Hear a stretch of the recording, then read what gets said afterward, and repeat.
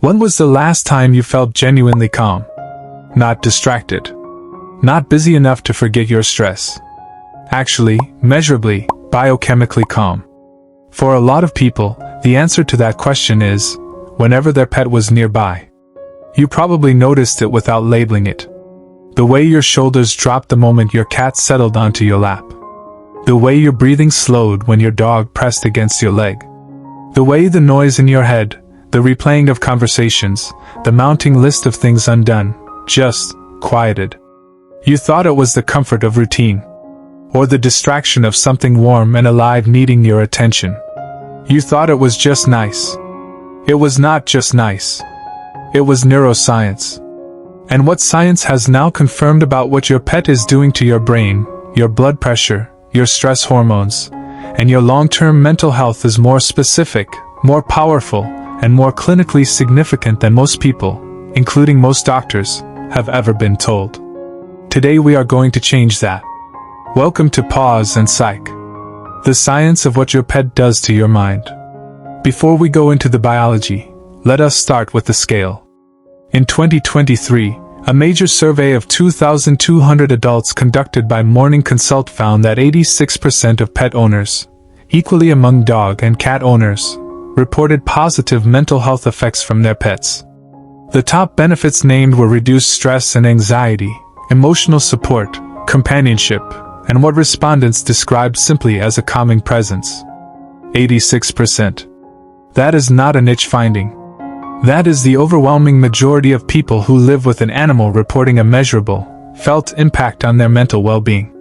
Then in February 2025, the Human Animal Bond Research Institute, one of the most respected research bodies in this field, released a landmark report titled The Role of Companion Animals for Improved Mental Health. The report synthesized decades of peer-reviewed science and issued a clear finding.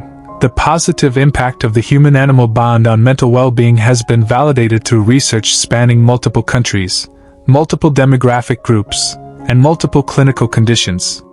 And a 2025 systematic review published in the Annals of General Psychiatry, examining studies across thousands of participants, found that pet owners consistently reported lower levels of anxiety, depression, and loneliness, even among individuals managing severe mental illness. These are not feel-good statistics. These are clinical findings from peer-reviewed research. And they raise a very specific question. How exactly is this happening inside your body? The answer begins the moment you reach out and touch your pet. When you pet a dog or cat, your brain initiates a cascade of neurochemical events almost immediately.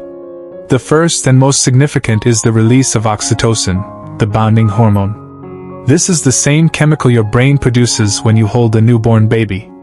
When you embrace someone you love deeply. When you experience a moment of genuine human connection. Your pet triggers it in exactly the same way. The same hormone. The same neurological pathway. The same biological signal of safety and attachment. But oxytocin is only the beginning. Research has confirmed that petting an animal also increases serotonin, the mood-regulating neurotransmitter that antidepressant medications are specifically designed to elevate. And dopamine, the reward hormone linked to motivation, pleasure, and the experience of positive anticipation. In the same moment that these three beneficial neurochemicals are rising, something else is falling. Cortisol, the body's primary stress hormone, measurably drops. A study from Washington State University found that just 10 minutes of petting a dog produced significantly lower salivary cortisol levels, and this remained true regardless of a person's baseline cortisol that morning, how long they had been awake, or their individual stress patterns. 10 minutes. Not an hour of meditation. Not a therapy session. 10 minutes of contact with a friendly animal, and the biochemical signature of stress in your body changes measurably. And here is the detail that makes this even more significant. When researchers measured the oxytocin levels of both the person and the pet during these interactions, they found the same rise occurring in both. It is a two-way biochemical event. Your calm is their calm. Your regulation is their regulation. The healing chemistry flows in both directions simultaneously. The effect does not stay in your nervous system. It reaches your cardiovascular system as well. Research has consistently demonstrated that interacting with animals reduces both blood pressure and resting heart rate, and that these reductions can occur within minutes of the interaction beginning. A study measuring physiological responses found that individuals who petted a dog for just 10 minutes showed measurable drops in both vital signs. For context, elevated blood pressure is one of the primary drivers of heart disease, stroke, and chronic cardiovascular illness. It is a condition affecting hundreds of millions of people globally. And a growing body of research suggests that the regular presence of a pet in the home contributes to measurably lower baseline cardiovascular stress over time. One German-Austrian longitudinal study tracking nearly 11,000 people found that pet owners were the healthiest group in the study population, and that people who ceased to have a pet, or who had never owned one, were measurably less healthy than those who maintained a continuous relationship with an animal. The same study found that pet owners made approximately 15% fewer annual doctor visits than non-owners. You are not imagining that your pet makes you feel physically better. It is making you physically better. Now let us talk about what the science says for people who are not just casually stressed, but genuinely struggling. A 2024 study published in JAMA Network Open examined 214 middle-aged and older women, specifically including women who had experienced childhood abuse and therefore carried insecure attachment histories into adulthood. The study found statistically significant associations between stronger pet attachment and lower generalized anxiety symptoms. And particularly among dog owners, the benefits for both depression and anxiety were measurable and consistent. This is important because it addresses a population that has historically been hardest to reach with conventional mental health support. People whose early attachment experiences were painful. People who carry anxiety not from circumstance but from deep, formative wounds. And the research shows that the pet-human bond, perhaps because it operates outside the complexities of human relational dynamics, may offer something these individuals can access when human connection is harder to trust. A separate randomized controlled trial at Washington State University found that college students who had left their childhood pets behind, and who were given access to a drop-in animal visitation program with therapy dogs and cats, avoided the depression symptoms that are common among first-year university students. And the more sessions they attended, the stronger the protective effect. The American Psychiatric Association survey captured this clinically as well. Among pet owners, 69% reported their pets help reduce stress and anxiety. 66% reported their pets provided a calming presence. And 63% described their pet, in exactly these words, as a true friend. Science does not just tell us that this happens. It has begun telling us why.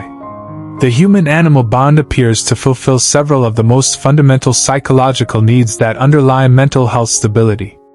A comprehensive systematic review identified multiple mechanisms through which pets support mental well-being, and 4 of them stand out as particularly powerful. The first is emotional work, the pet's ability to alleviate worry and provide comfort. Owners consistently describe their pet as intuitively knowing when they need support. You have experienced this. It is not projection. The previous video on this channel explained in detail exactly how they know. The second is ontological security, the sense of order, routine, and continuity that pets impose on daily life. The feeding schedule. The walk. The predictable presence. For people managing mental illness, this structure is not trivial. It can be the architecture around which a functional day is built when nothing else provides that structure. The third is identity and purpose. Pet owners with mental health conditions consistently report that caring for their animal strengthens their sense of identity and reduces the negative self-perception that depression and anxiety can impose. The animal needs them. That need is uncomplicated, consistent, and real, and meeting it has measurable psychological benefit. The fourth is non-judgmental companionship. Your pet does not evaluate your performance. They do not hold the bad days against you. They do not compare you to who you were before. They are simply, consistently, unconditionally present, and the psychological effect of that presence on someone carrying shame, self-criticism, or social anxiety is profound and documented. So the next time you reach for your pet, without quite knowing why, without being able to explain why that specific moment felt like the right moment to need them.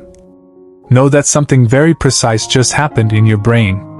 Oxytocin rose. Cortisol fell. Your blood pressure softened. Your nervous system shifted from alert to safe. Your heart rate slowed. And in your pet, the exact same chemistry moved in the exact same direction. At the same time. Because of you. 86% of pet owners feel it. Decades of peer-reviewed science confirm it. And a growing body of clinical evidence says it is not just comfort, it is medicine. Quiet, fur-covered, always available medicine that asks for nothing in return but to be allowed to stay. At Paws and Psych, this is what we do every single week. We take the science your pets cannot tell you about themselves, and we make sure you hear it. Subscribe. Turn on notifications. And come back next week, because we are going to explore something that will genuinely change how you think about the morning routine you already have with your pet. The research on this one will make you look at your ordinary morning differently for the rest of your life.